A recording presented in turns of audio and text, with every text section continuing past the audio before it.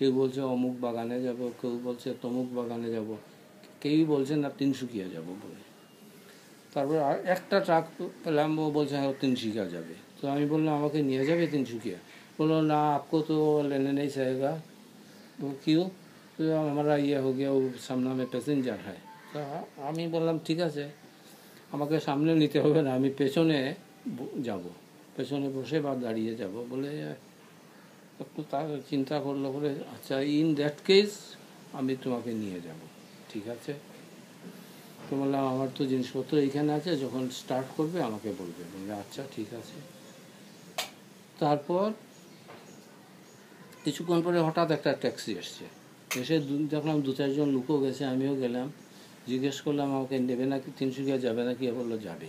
ঠিক আছে, উঠলাম ট্যাক্সিতে, উঠে ইয়ে করলাম,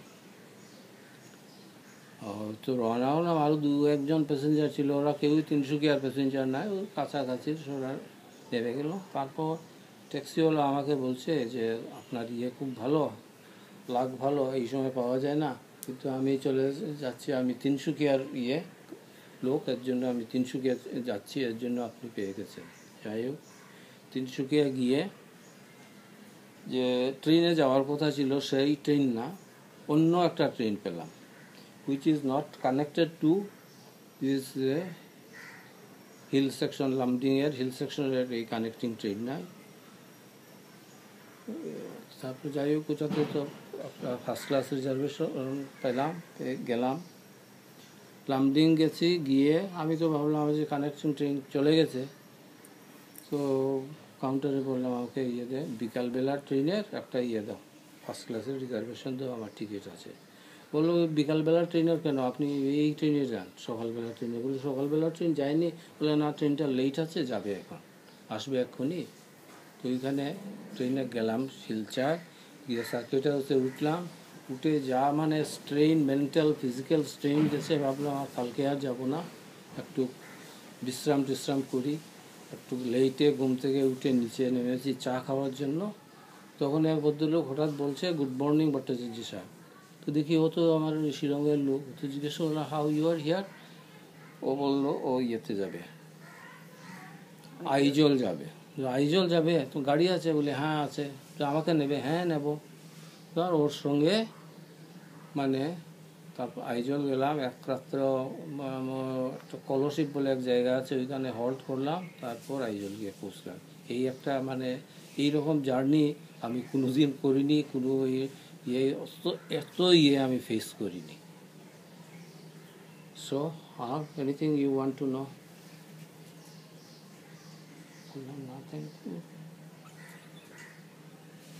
তোমার হেলিকপ্টারের টাকা? হেলিকপ্টার? ও আচ্ছা, এটাও একটা সুন্দর ঘটনা। একবার ইয়েতে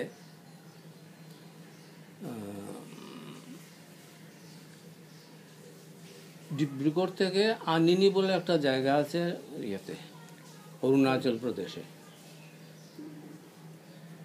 ওইটা মানে একদম মানে চাইনিজ বর্ডারের কাছে। শীতের সময় ইয়েটি হয়, স্নোফল টল হয়। তো যাব, ভাবলাম হেলিকপ্টারে যাব। তো 2-3 দিন হেলিকপ্টার সার্ভিস নাই। তো ওখানে যে ছিল লিয়াসন অফিসার, সে deputy director supply and transport Arunachal প্রদেশের। ও বললো ইয়েতে চলে যান, এই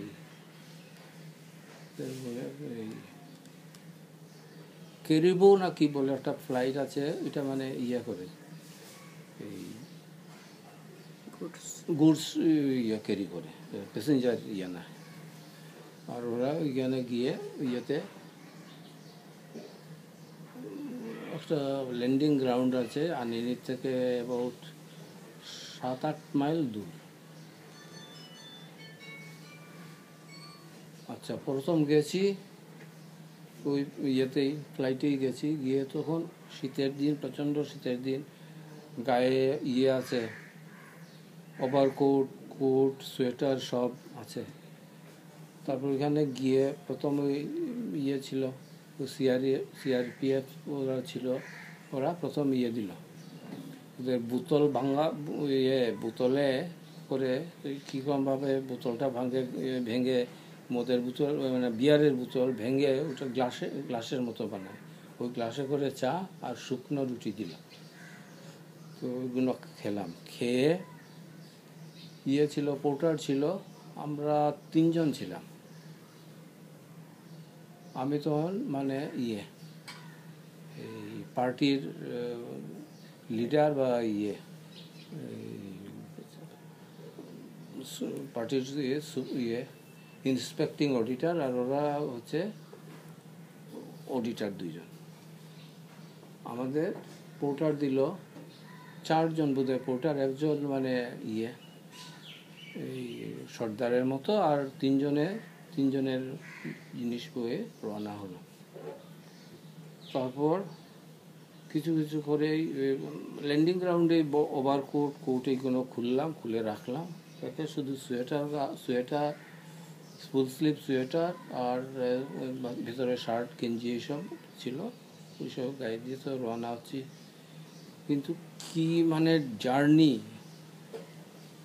আমি তো ভাবলাম আর পৌঁছতেই পারবো না। তো আমার যে সর্দার ছিল সে সবসময় মানে দেখলো যে আমারই অবস্থা খারাপ, সবসময় আমার সঙ্গে সঙ্গে থাকতো। আর কতগুলো সাসপেনশন ব্রিজ আছে, এইগুলো দিয়ে যাওয়ার সময় যদি নিচের দিকে তাকানো যায় মনে হচ্ছে যেন উড়িয়ে নিয়ে যাবে, এই রকম অবস্থা।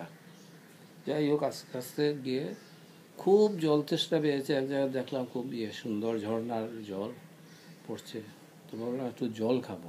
বললাম একটু জল খাবো, বললো না এখানে জল খাওয়া ঠিক না, জল এখানে খাবেন না। যাই হোক, তারপর আস্তে আস্তে সব সোয়েটার খুললাম, এই শার্ট খুলে একমাত্র গেঞ্জি গায়ে দিয়ে প্রায় বিকেলবেলা, তখন 3টা সাড়ে 3টার সময় গিয়ে পৌঁছলাম। এই আর একটা জার্নি। আচ্ছা, ফিরার সময় হেলিকপ্টারে খাওয়া ফেলতো। তারপর যেখানে আমরা থাকতে দিয়েছিল তার পাশেই ছিল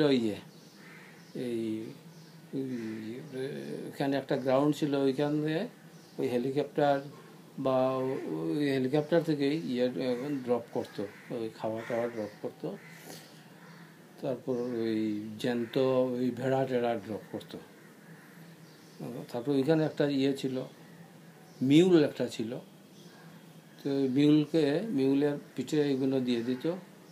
ও কোনো ছিল না, আর কেউ সঙ্গে যেত না। মিউলটা নিজে হেঁটে হেঁটে ওইখানে গোডাউনে যেত, গোডাউনে গিয়ে ওইগুলো খালাস করলো, করে আবার ফিরে এলো, আবার ওকে ওইসব দিয়ে দিল।